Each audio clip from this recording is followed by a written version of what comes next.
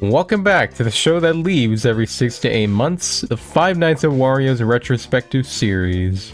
Now, I ain't gonna sit here and talk about my life for the next hour, but that in particular was keeping me from pumping these out. But my time is freed up, and now I'm ready for a new chapter in this ongoing series. Today, we'll be tackling the appropriately titled fourth game, Five Nights at Wario's Origins. And it earns that name by being a prequel to everything we've seen up to this point. This game is about Wario's first business in the FNAW timeline and how he eventually opened the factory we see in the first game. There's obviously more to it, but I'll save that for later. For now, let's see what the build-up to release was like for this FNAW prequel.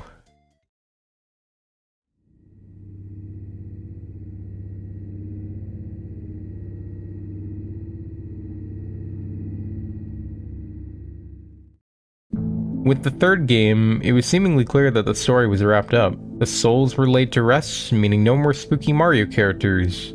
Right? Yes, there is still one pretty big loose end. Why are they spooky in the first place? It might seem a bit, nitpicky, but a premise with scary Mario characters that takes itself seriously means that there must be lore behind it in some way. That's because there was some background information to go off of.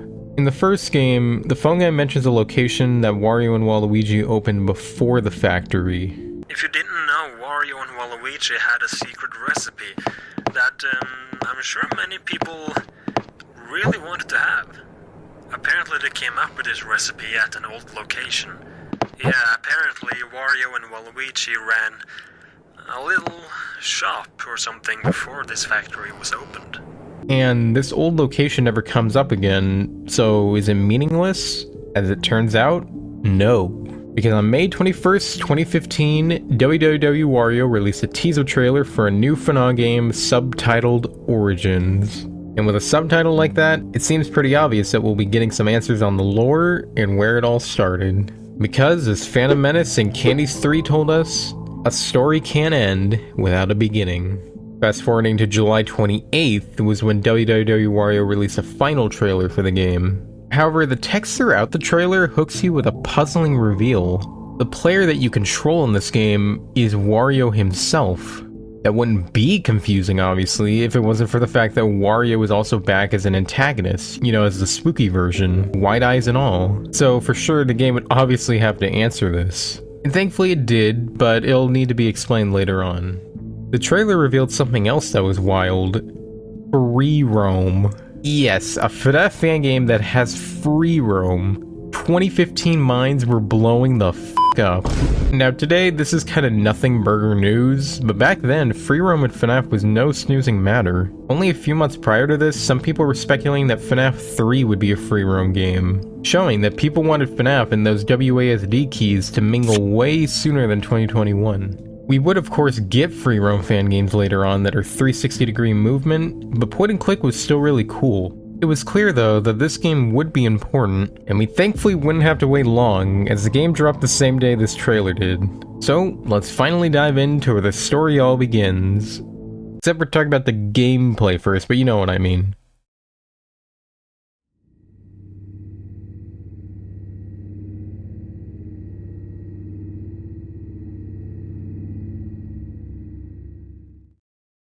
Now obviously, the gameplay is going to be quite interesting to talk about. Not really for the characters, I'll talk about why momentarily, but because of everything else.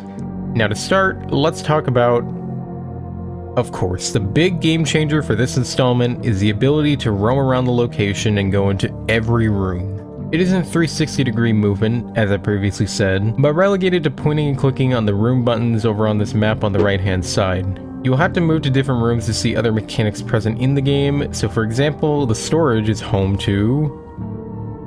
Hailing from Mario Galaxy, the Boo Mushroom is now in the FNAWverse, where instead of turning you into a Boo, you now turn invisible for a brief time. This will help you deal with nearly every enemy, as when they can't see you, they can't kill you.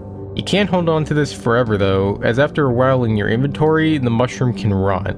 But you can reverse this somehow by washing it off in the bathroom. Note that there's also a cooldown on each mushroom, so don't try to stash all of them together. Normally I wouldn't dedicate an entire segment to these, but there are some notable things to mention about them. For starters, instead of a layout of the building on the monitor, we now have these 7 buttons at the top. Thankfully, the rooms are still labeled on the screen, however, you'll still have to figure out which rooms are the closest to you by roaming around due to the building not having a layout on the cameras. Also, Night 3 and onwards introduces a mechanic where the cameras will occasionally lose power. You will then need to head to the office and turn them back on by pressing this conveniently flashing red box. This one is a limited mechanic. And what I mean by that is Night 4 onwards ditches the generator as the entire building has no lights. Before that though, the generator needs to be rejuvenated by heading into the basement and simply clicking on it. I will say though, it is easy to forget about it during nights 1 to 3, and when the power goes out, it somehow always startles me, like every freaking time. So the last non-character mechanic, the flashlight is introduced on Night 4 when the whole building has no light, leaving you with this dinky-ass flashlight, and the beam is not the biggest, leaving you with not much visibility when you aren't directly looking at your surroundings. And as you can tell by the footage, you guys probably can't see much either. That's one knock against this mechanic, it makes footage hard to watch. And before you ask, yes, I am being a bit picky. I'd say it makes the atmosphere more eerie, only seeing through a tiny flash beam, but at the cost of footage that's easy to watch in video form, yeah, that's a tough one to swallow. Okay, let me stop whining about footage and talk about the other aspect of this mechanic, batteries. Like all flashlights, this one runs on battery power. Unlike most flashlights, this one has a shitty battery power. This thing drains power in less than 2 minutes.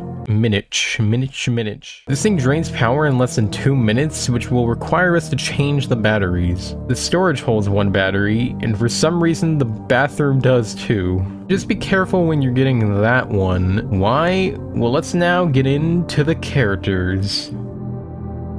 The yellow shirt, purple overalls man himself. Whoa, it seems like Wario dropped the plumber look. Now he's got a dapper suit and top hat that kinda goes hard as f***. Kinda unfortunate that his tycoon look from WarioWare isn't represented, but I do like his black suit. But spoilers, he's the only character with a new appearance. Now he doesn't actually start on Night 1, but rather Night 2. He will always start at the back door no matter what time or night it is, and he'll pick one of 2 routes. The short route, as I'll call it, is Cam 4, which is the attic, and then the lounge, which is where you start. And his longer route is Cam 3, which is the storage, Cam 2, which is the office, and Cam 1, which is the kitchen. Now we don't have doors or anything, so how do we not die? The boom mushroom, of course! And that goes for these next 2 as well. Starting on Night 4, Waluigi will appear in nearly every room, and once you see him, leave immediately. If you're invisible, however, he won't kill you. Now, fun fact, what you see on the screen is Waluigi scaring the f*** out of me when he first appeared. It was a mixture of shining the light right onto his face, and also the loud-ass sound effect that plays whenever he shows up. Forgot she was here? Yeah, I wouldn't blame you. Not only was she not present in the 3rd game, but she also is very sidelined in this game. On Night 4, she'll periodically appear in the bathroom, replacing the battery. If this happens, get out of there. However, I never saw her once in the base game, and that's 1 out of 3 so far, and the next character I didn't see in the base game was... The Ketchup Man appears on Night 3, and I bet you're shocked to hear that he appears at all in Origins. Yeah, not only is he easy to miss, as you just need to keep the power on to repel him, but he never appears again after this night. And I think the problem with this is that Night 1 is such a waste of time. It's one of those nights in FNAF games where nothing at all happens. It originated in FNAF 3, and it spread to other fan games as well, like Back to Night 2 Remastered, for example. And to be honest, I hate them there too, since just like Origins, they're a waste of time. I get they're supposed to be like tutorials, but I think people would learn the mechanics more naturally if there was something actually f***ing attacking them. There's also story purposes too, but come on, if you're gonna have a night where nothing happens, then just add more nights instead of 5 or 6 for crying out loud. And also don't have a character that only shows up for 1 night.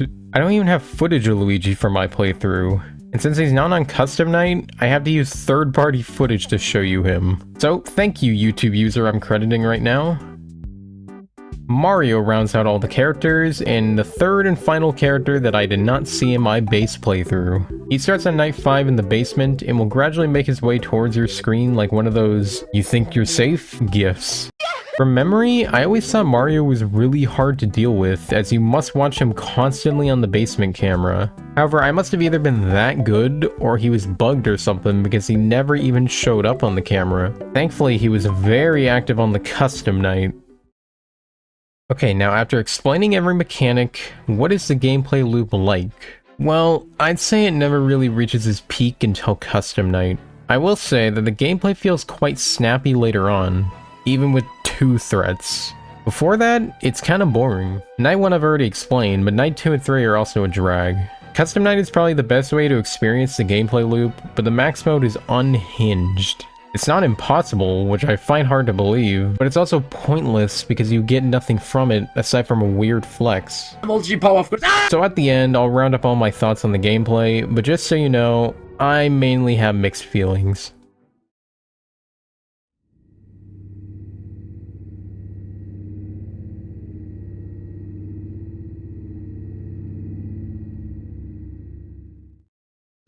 So upon booting the game up, we first see a special thanks to... Alright, moving past that bad decision, we get to the title screen. One fun little Easter egg is if you click on Wario's nose, you get... Starting a new game, it first states, somewhere, in an alternate Mario universe, hinting that there is in fact a multiverse within FNAW, which means that they could also make Wario No Way Home. After that, we hear the phone call from the first game that I played earlier. Against that, we see the cafe, the first location built by Wario.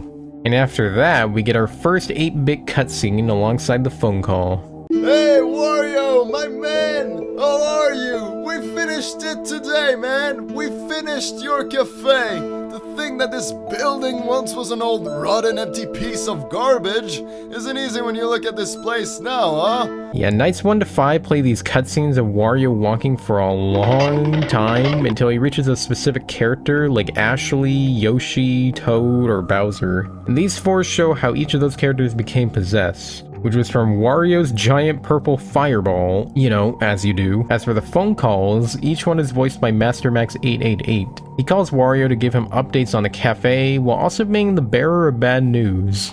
I came back to work today, and all of us forgot to reset the generator, so the power got itself a hard time. Just to talk about Night 1 again, it has some qualities that aren't present elsewhere. The ambiance is light rain, and there's even this thing.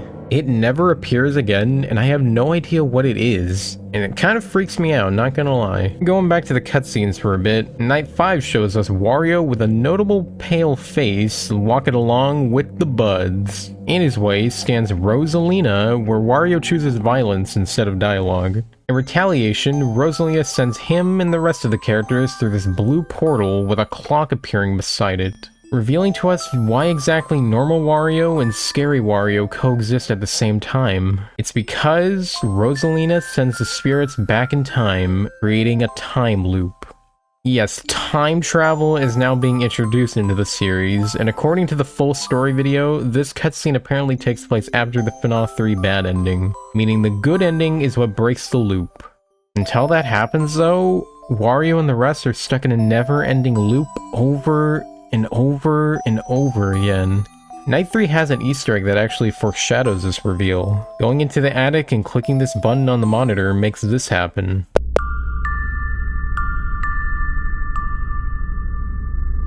There's one last Easter egg that's actually quite literal. Going into the basement on nights 1 to 4 and looking up, you'll find this little guy. Clicking on him will make him say, "Hi!"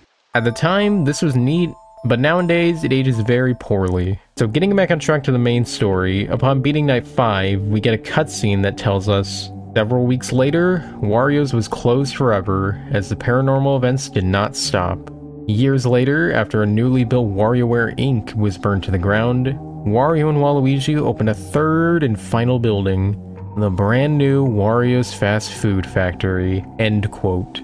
After that, we're able to start Night 6, and as soon as we begin, we get a cool surprise. A complete recreation of the first game.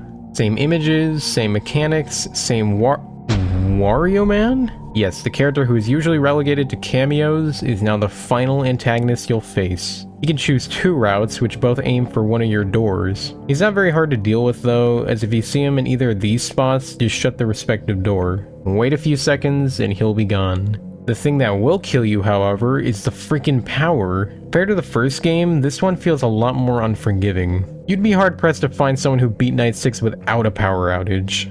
So, getting through Night 6 will present you with one last cutscene that I'll let play out.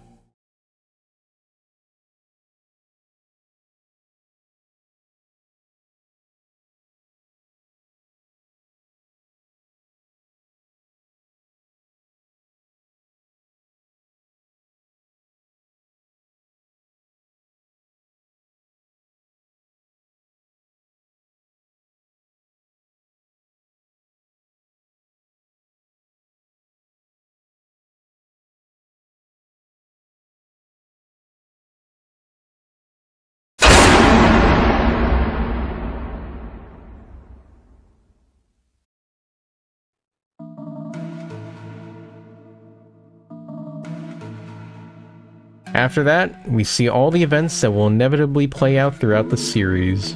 We see familiar faces and locations as we hear a particular song that is hands down the best part of the game. Are you there? Oh, great. Well, welcome to Wario's. Give me some job.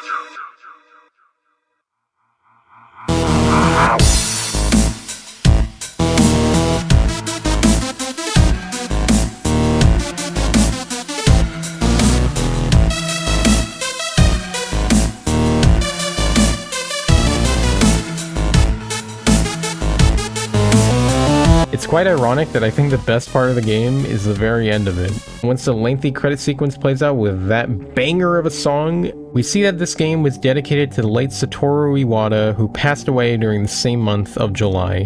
While it is touching, I'm kinda wondering if this was tasteful or not. I don't know, it just feels like it's out of place coming right after some hardcore dubstep remix, and it's in a game about killer Mario characters. On top of that, his name isn't even spelt correctly.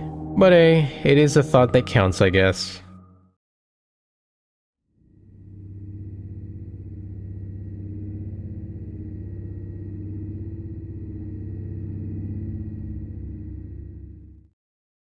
Another game means another conclusion. Speaking of conclusions, this game was supposed to be exactly that. Loose ends are all tied up, and that means we're done with this series.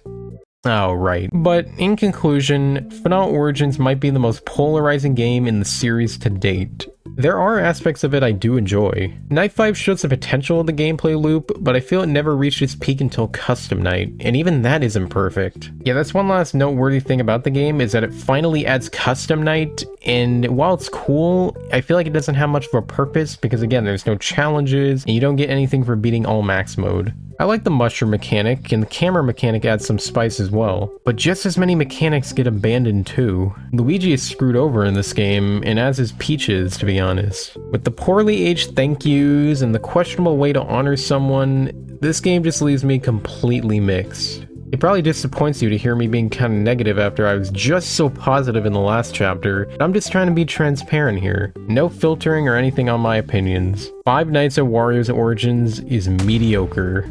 Anyways, next time I'll be looking at FNAF 4. As a little sneak peek, I can admit that I will be more positive towards it. Alright, that's all I got, so thank you guys so much for watching, and I'll see you all in the next video. Take care.